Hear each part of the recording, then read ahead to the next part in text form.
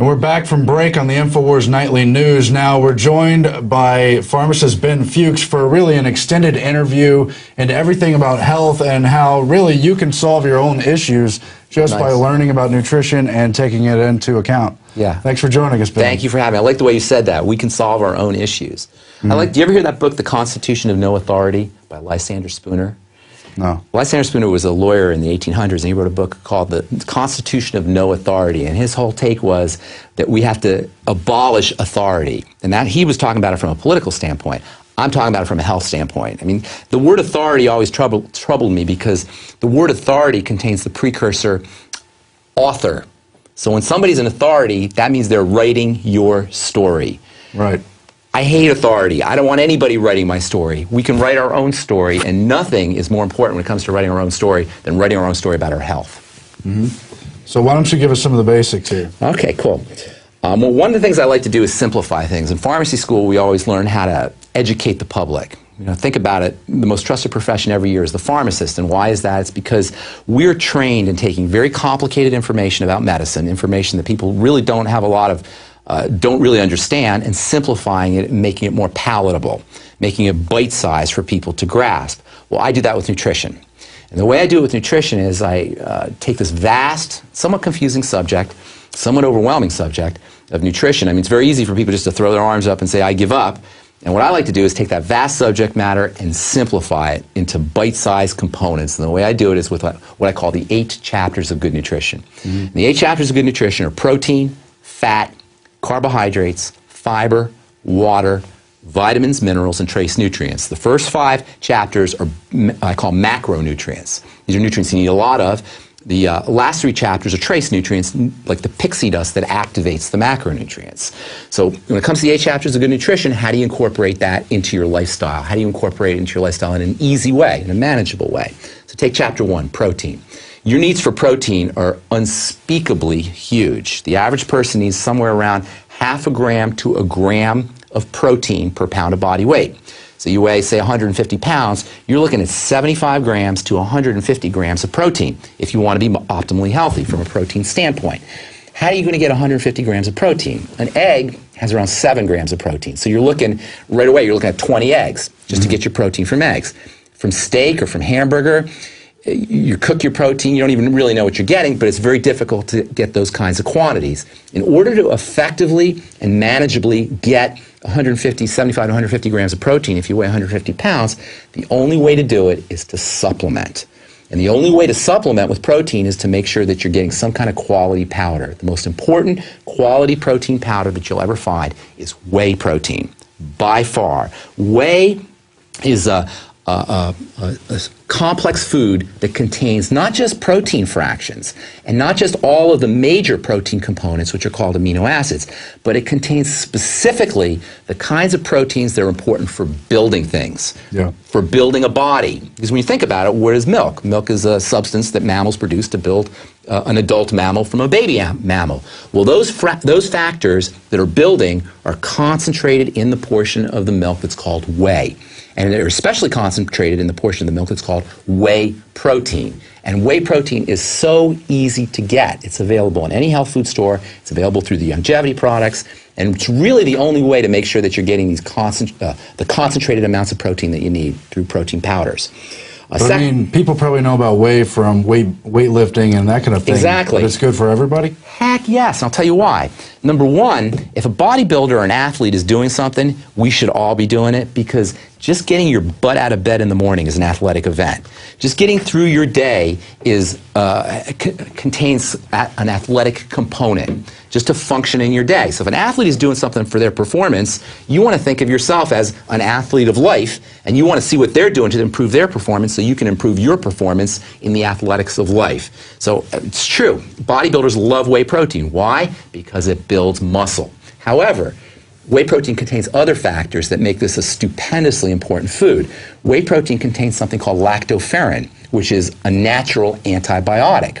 Whey protein also contains small components that are called globulins that are important for building the calf's immune system. Well, when you do whey protein, those little globulins that build the calf's immune system, they go into your immune system and do exactly the same thing.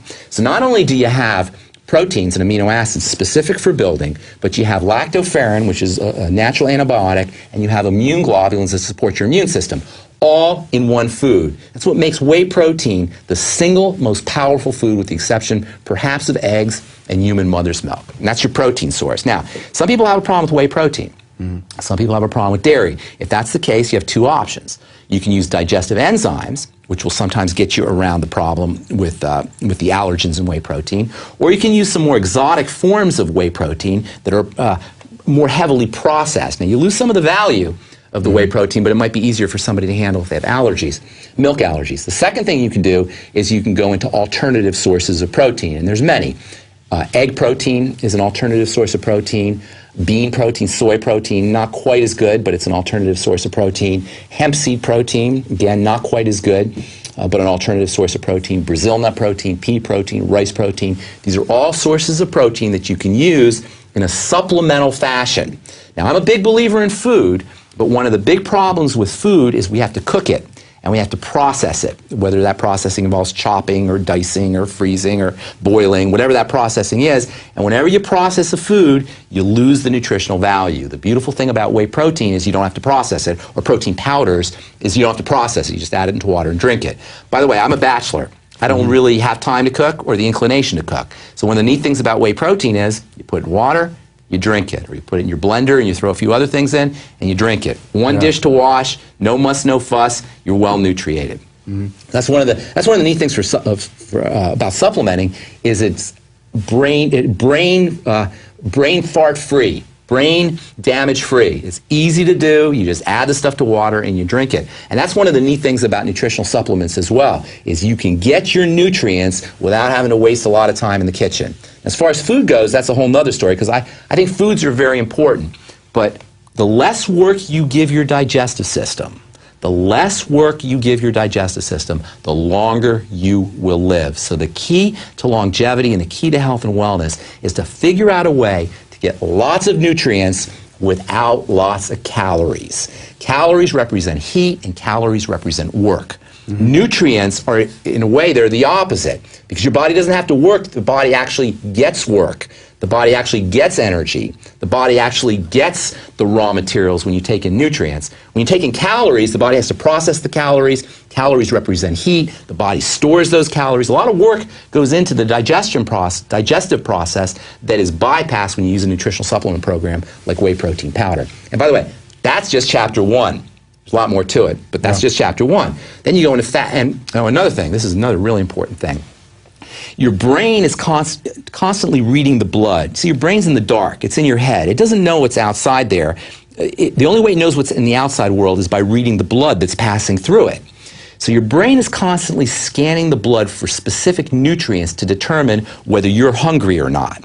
And when it sees those nutrients, those specific nutrients, it sends the message, hey, we don't need to eat. In other words, it shuts down the appetite. On the other hand, when it's missing those nutrients, it says, go get some food, we're missing nutrients. Well, the key nutrients that the brain is looking for to determine appetite, or lack thereof, is tryptophan, which is a very important amino acid. You can think of it like a protein, and glutamine, which is another very important amino acid. You can think of it like a protein. So essentially, the brain is reading the blood for specific proteins to determine whether you're hungry or not, or whether we're hungry or not. So if you want to shut down your appetite, protein is your best friend.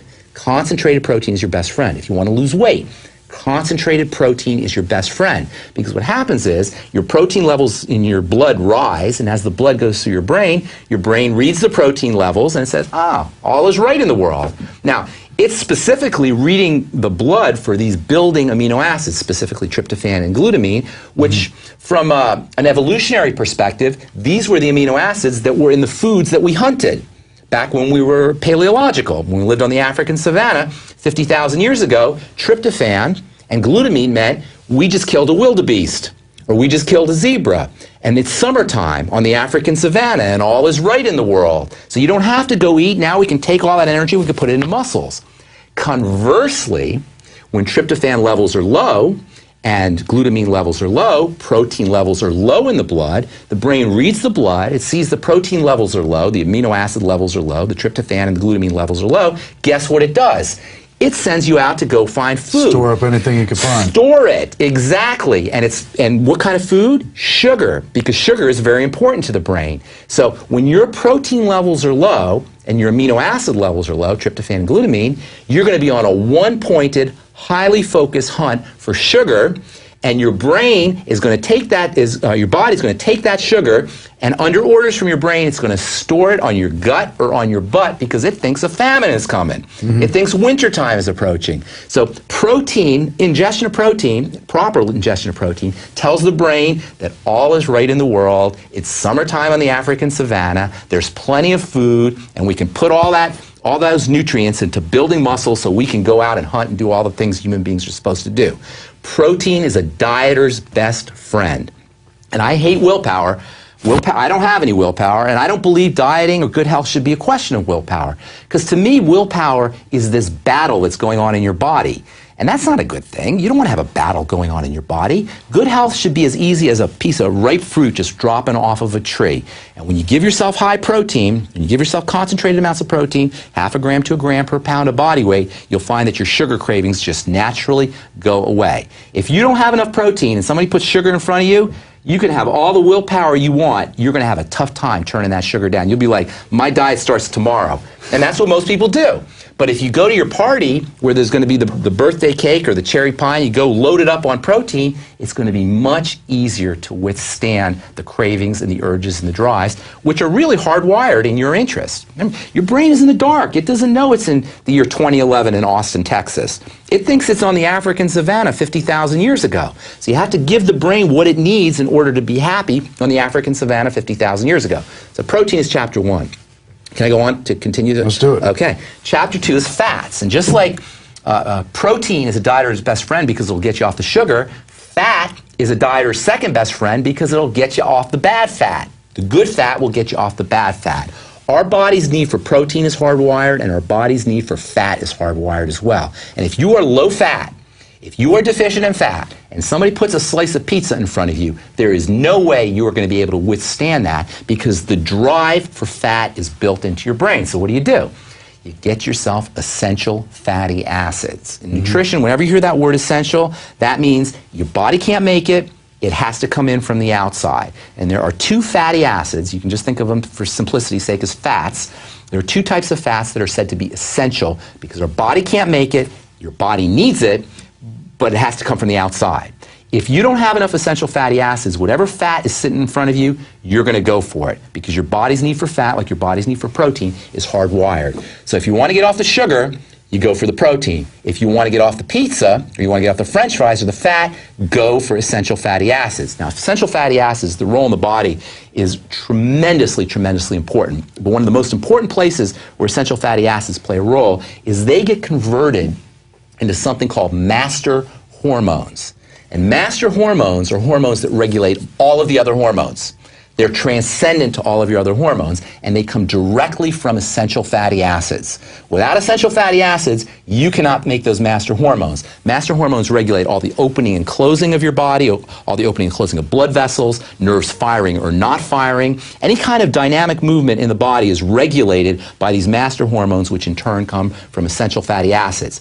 There are many Americans who go cradle to grave without enough essential fatty acids because they're so difficult to find from food. Yeah. If you're not supplementing, you're not getting them. You can almost one-to-one treat your fat cravings as deficiencies in essential fatty acids. So getting yourself on a good essential fatty acid is unbelievably important. There's 2 ways to do it.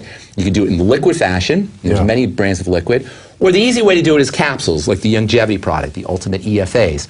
Take 3 capsules morning, 3 capsules afternoon, 3 capsules night. Now, one of the things that happens as we get older is we don't absorb our fats. And so many people are having problems not only getting essential fatty acids, but once they take their essential fatty acids, absorbing the essential fatty acids. So if you have a problem, then you're going to have to throw in some digestive enzymes or take your essential fatty acids with food.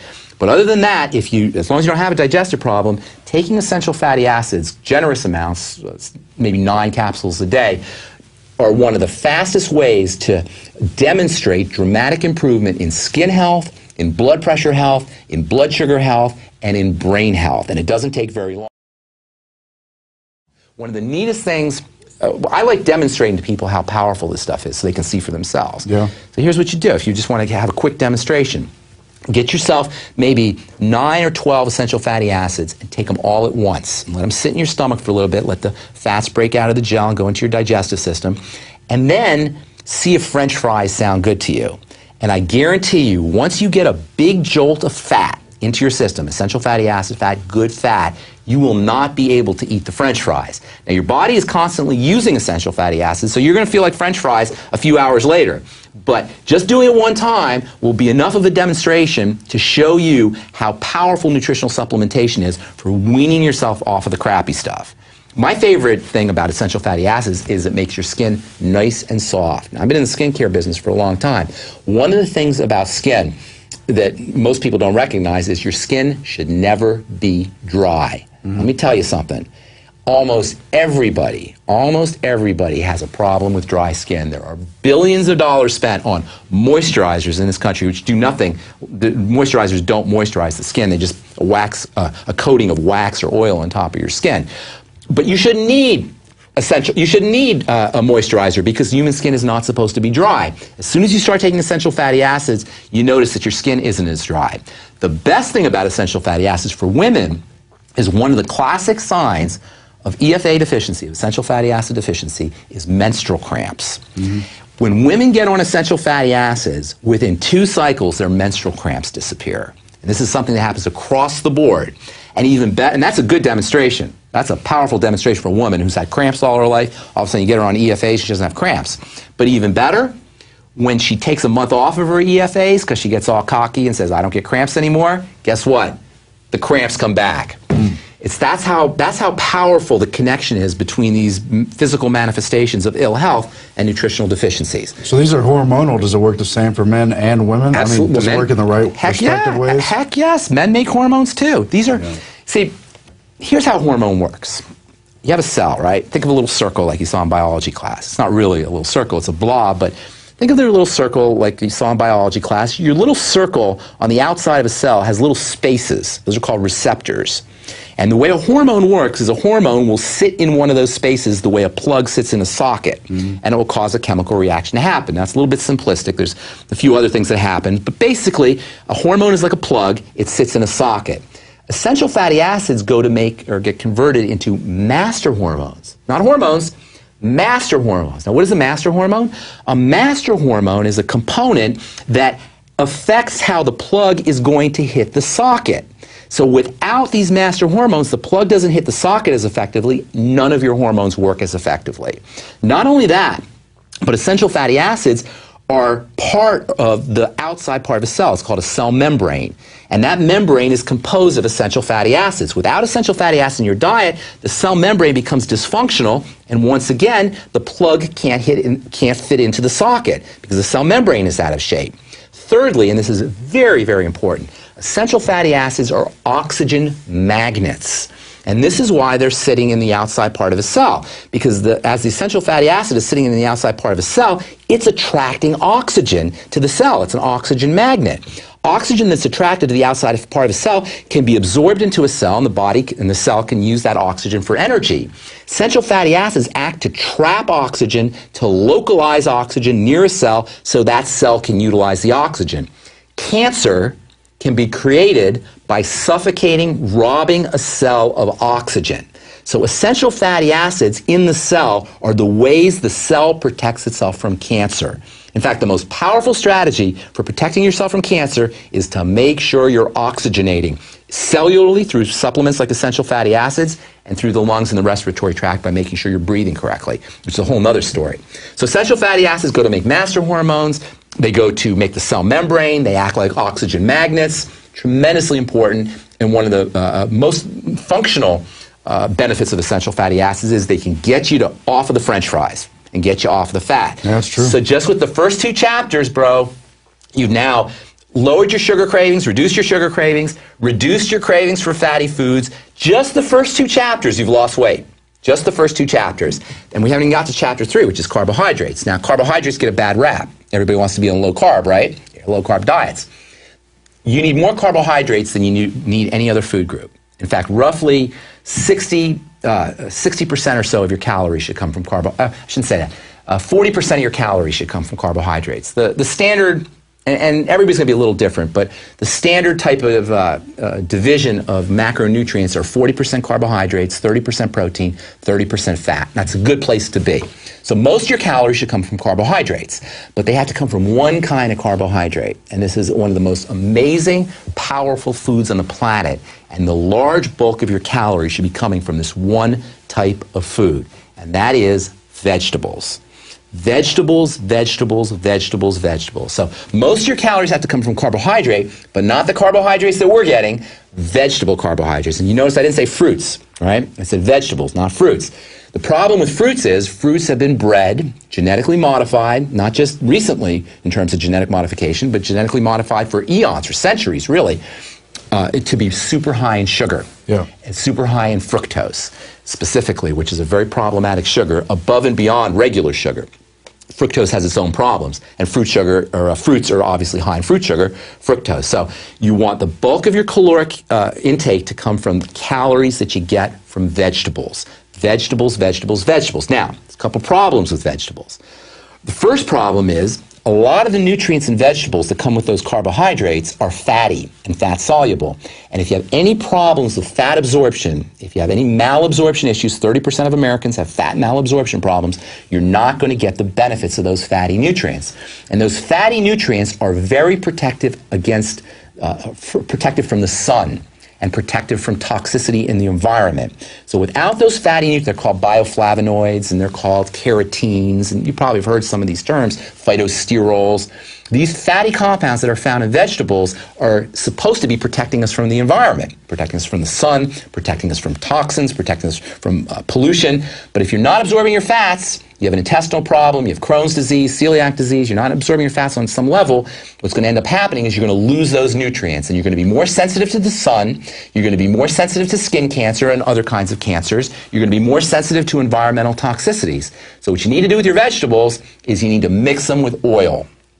You always want to mix your vegetables with oil, and it's a good idea to slightly heat the vegetables in the oil. Not a lot of heat, but maybe slight steaming. And what will end up happening is the nutrients, the fatty nutrients that are in the Brussels sprouts and the broccoli and the cauliflower will come out in the oil and make it easier for your body to absorb. So chapter 3, carbohydrates, should be mostly vegetables, as much as you can do vegetables, and it should be always mixed with fats. Mix your oils, your fatty acids, your essential fatty acids with your vegetables, and go varied on the vegetables. Easy on the beet and carrot. Everybody likes beet and carrot because they're super high in sugar. So easy on the beet and the carrot. Emphasize the bitter vegetables. Medicine and good stuff is always in the bitter vegetables. And you can make bitter vegetables more palatable by slightly steaming them because you release the sugars in the vegetables. All vegetables have sugars in them, but they're tied up and can't really taste them until you slightly steam them. That's why onions have almost a sugary sweet taste once you start to cook them, or once you heat them a little bit. Same with Brussels sprouts and broccoli. So chapter 3 is carbohydrates. Carbohydrates should form the bulk of your caloric intake, but they have to be vegetable carbohydrates, and you can't possibly get enough vegetables. Vegetables for breakfast, vegetables for lunch, vegetables for dinner. Veggie juices are an unbelievably important strategy for dieters because you get all of these nutrients, easy to absorb, it's all broken up and pre-digested, and you don't have to go through some of the digestive problems that are associated with vegetable intake. By the way, cabbages and cabbage juice is an amazing, amazing medicinal-like compound, medicinal-like food substance for the digestive system. If you have ulcers, if you have any kind of digestive problems, cabbage juice is amazing, amazing stuff. All vegetables are amazing. Cruciferous vegetables, broccoli, cauliflower, Brussels sprouts are a woman's best friend because they're highly protective against female cancers. Yeah. All of those vegetables, cruciferous vegetables. But I want to get back to the modern day because there's so many processed foods and the kind of carbs everybody's been eating. I mean, I followed, like you said, the first 2 chapters of this, but just getting on the wheys and the fats, and I personally have had a big transformation. Do you want to talk about that stuff right now? Or about the kind of carbohydrates? Do you want to finish your list? Or? Well, no, this is good. The kind of carbohydrates people are eating. Because you and I were talking off air about how our political system, our governmental system, the hierarchical system that lends itself to totalitarianism, is intimately connected with agriculture and farming. The first empire that we know of, the first empire in recorded history, was the Sumerian Empire, right? Yeah. The Sumerian Empire appeared out of nowhere, by the way. That's a whole other story, how that happened. But so the Sumerian Empire is the first empire in recorded history, and the Sumerian Empire became an empire because they were the first civilization that figured out how to farm and how to become big from farming. Now, why is hegemony and tyranny related to agriculture and related to farming? Well, farming's a lot of work, and it's hard to get people to do a lot of work. Not only that, but irrigation requires ditch digging, and so people had to dig ditches, and human beings aren't inclined to go dig ditches and to go farm if they don't have to. They had to be made to do that. So our political system of tyranny and our governmental system that's based on hierarchy and authority is intimately wed to this idea that people didn't want to farm, but they had to be compelled to farm. And once we had this compulsion into farming, then we figured out, we didn't have to move around as much. You could have civilizations, you could have towns, you could have cities. So it's in the interest of governmental structure, but it's not in the individual's interest. In the individual's interest, it's to find good sources of food and go to those kinds of food. In the interest of the country, in the interest of the system, agriculture plays a big role. And so we find that wherever, as soon as agriculture came, that's when civilization came, and that's when government came, and that's when political tyranny came. Yeah, and it's interesting, you always see in Egyptian hieroglyphs, for instance, they pay taxes in grain. Exactly, but who do they pay taxes to? Yeah. Exactly, they pay taxes to the government. The individual didn't need it. The individual was fine going and hunting a zebra once in a while, but we got convinced into thinking that our lives would be better off if we were farming and we had food that was local and we didn't have to go out and hunt and forage for food. But our health began to decline as soon as we started to farm, and our health didn't catch up until the turn of the 20th century when we got more protein in our diet. In the Middle Ages, you ever seen those? I don't know if I was telling you, I was telling somebody. In the Middle Ages, sometimes you go to a museum and they'll have little houses or little beds and they show you how people lived in the Middle Ages. The beds were really small, the houses were really small, people were 4'10" and 5'2", and they only lived to be 20 years old in the Middle Ages. Our Cro-Magnon ancestors were big, strong, muscular people. Our hunter-gatherer ancestors were 6 foot tall and muscular. And when archaeologists or anthropologists are looking at bones and they want to date the bones, they look at the bones and they see if the bones were weak or they see if the bones were strong. And if the bones were weak, they say, oh, grain-eating culture. And if the bones were strong, they say, oh, protein, meat-eating culture, hunter-gatherer cultures. So not only did our system of political tyranny emerge with the advent of agriculture, but our decline in health emerged as well. And it didn't catch up until very recently. In fact, arguably, it hasn't even caught up. Yeah, why don't you talk about those Founding Father quotes? Because I always think about what Henry Kissinger said, not only that food is a weapon, but that if you control the food, you control the population. Isn't that amazing? And, yeah, not only does it go back to the history of agriculture, I mean, it was part of the history of the founding of this country. That's right. Benjamin Rush and Thomas Jefferson, two of the Founding Fathers who signed the Declaration of Independence, warned against the centralization of medicine. Thomas Jefferson said, if you limit people's ability to access health freely, of their own volition, deciding what they want to do themselves, then you can control the people. Can we pull up those quotes? Very interesting. And Benjamin Rush said the same thing. Benjamin Rush, by the way, is a physician. And he warned about it. Here's that quote. This is Benjamin Rush. The Constitution of the Republic should make special provision for medical freedom. And he said this in 1787. This is amazing to me. To restrict the art of healing to one class will constitute the Bastille of medical science. All such laws are un-American. He says this in 1787. This is amazing. And despotic. Unless we put medical freedom in the Constitution, the time will come when medicine will organize into an undercover dictatorship and force people who wish doctors and treatment of their own choice to submit to only what the dictating outfit offers. This is what managed healthcare is. Exactly what Benjamin Rush warned against. Managed healthcare is when you go to HMO and they select what kind of medicines you get based on what kind of illness you have, based on what the book tells you. And that's what Obamacare is, Aaron. This is the promise of Obamacare. managed health care where you go into some kind of institution, you walk in there, he takes your blood, the doctor takes your blood pressure, they look in a book and to see what kind of prescription should be dictated to you based on what your blood pressure reading is, based on what your cholesterol reading is, and you get that medicine. And by the way, that medicine is bought in bulk from some pharmaceutical company, and you get to have it, or the HMO gets to buy it cheap if they agree to dispense just that brand for your particular illness. It's related to the same reason we see the FDA and the other entities trying to intimidate people for growing vegetables and selling raw milk and the rest books. Even they burn books if the books say something that they shouldn't say. Well, yeah, he talks too about locking up the medical knowledge. The alternative stuff we're trying to get out now. That's right. That's right. And that, you know what? That's what the internet is about.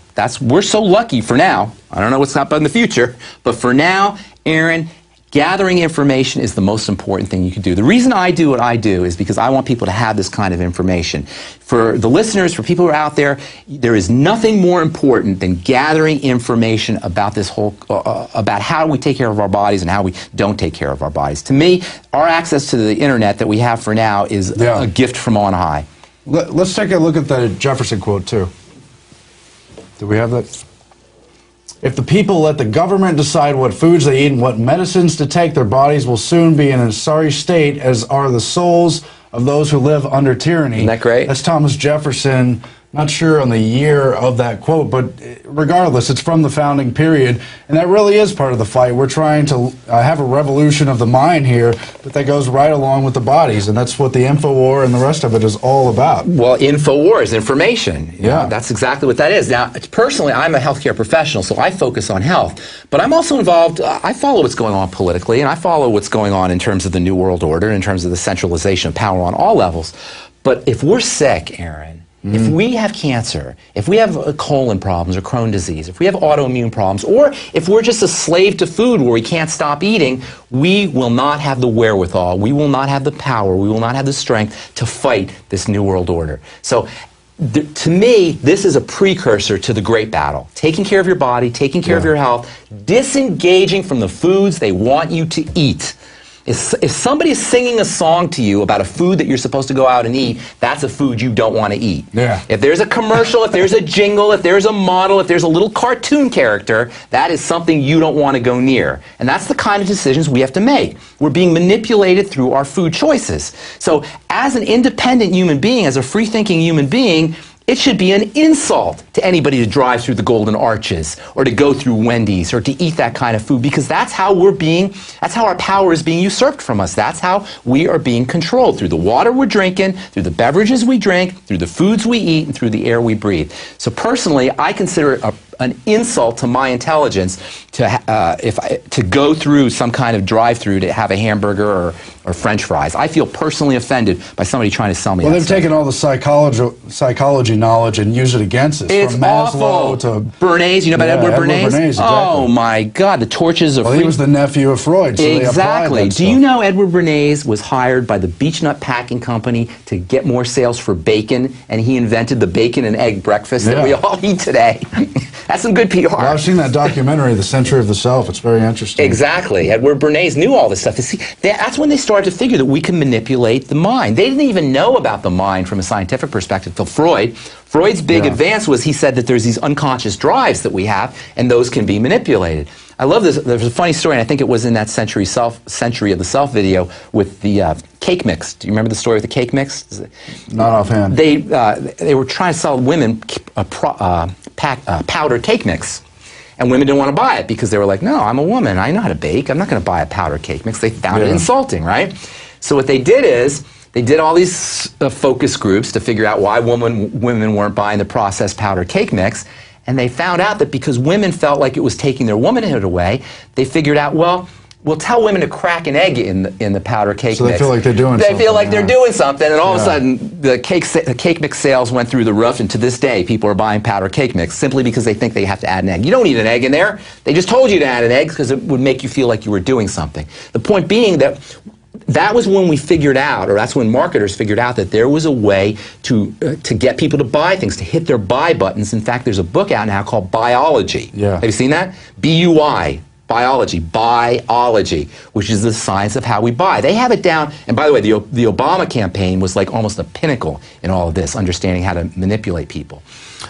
Politicians use this all the time, but today, they can actually track your movements in a grocery store to see how much time you're spending at each shelf on the grocery store. And they have these new interactive devices that are being put on shopping carts, and supposedly they're going to tell you, they'll be personalized based on your buying habits, based on your little frequency buyer card. They'll know exactly what Aaron likes to buy, and as you're wheeling the shopping cart through there, they'll go, sale on Twinkies, sale on whatever you like to buy. We become such slaves. We allow these malls to track us on the smartphones. You'll be tracked, exactly. And not only that, but they have iris scanners, and they'll track your eye movements to see how long you're spending focusing on this box or that box, and they'll know how to position things based on the information that they gather. Look, we're going to do a whole part 2 covering a lot more, how to address certain diseases and what's at the heart of it all. But I also wanted to get into a little bit of my personal story, because I have been listening to your show for about 6 months now, and it finally sunk in just from your first 2 points that you got to take the protein and you got to take the essential fats. Right.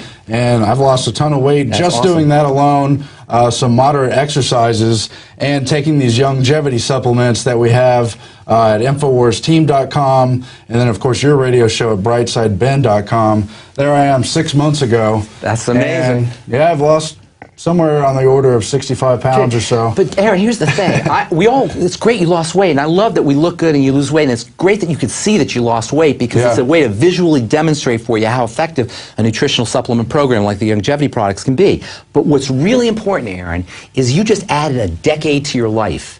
You just reduce your risk of arthritis. You just reduce your risk of heart disease. You reduce your risk of cancer. You reduce your risk of stroke. You reduce your risk of dying from all the things that Americans die from. And I don't care about dying personally. I don't have a fear of death. But what I don't want to happen is I don't want to get a stroke. And I don't want to have an aneurysm. And I don't want to end up in a wheelchair. And I don't want to end up where I can't move my body. And that is the prognosis, unfortunately, of most Americans if they continue down the road that they're on. What you just did, in addition to losing 60 pounds and looking good, you added years to your life and reduced your risk of degenerative disease and breakdown. And to me, that is key. Well, I don't like being a slave to the system either. And then that's another thing. How demeaning it is to be a slave to French fries, or to be a slave to some kind of processed food that somebody is trying to sell you that could care less about you. Do you ever see the person who's making your tacos at Taco Bell? That person could care less about you, and you never want to eat food that is being prepared by somebody who could care less about you. And to me, that's the most important reason for not eating fast food and not eating food that's prepared by somebody where I can't see what they're doing, is it's very dangerous to eat food that is prepared by somebody who A, doesn't care about you, and B, is trying to extract money from you. But it's really true. When I started taking these supplements, the longevity and some other good herbs too you could find, I mean, I did not have that craving. That was the only thing that's ever killed those terrible cravings. That's awesome. You know, I never get tired. I appreciate that. I never get tired of hearing stories like that, but I got to tell you, I hear them over and over and over again. And what seems like a miracle to some folks, to me, it's just the way the body works. Yeah. Well, we're going to get into a whole lot more. You'll see it later this week. But for now, that's it for the Infowars Nightly News. Stay tuned and visit the website, InfowarsNews.com. You can become a subscriber. We have a holiday special through the end of the Christmas season where you can get a membership to PrisonPlanet.tv that you can share with 5 or more friends at a very good discount, $39.95 instead of $71.40. You can also get 18 DVDs with that membership, 70% off. 18 physical DVDs and shiny plastic wrappers you can give out to people, give information this Christmas and holiday season instead of Chinese-made plastic junk and otherwise being a slave to that system we were talking about. We'll be back. We'll see you tomorrow. Stay tuned.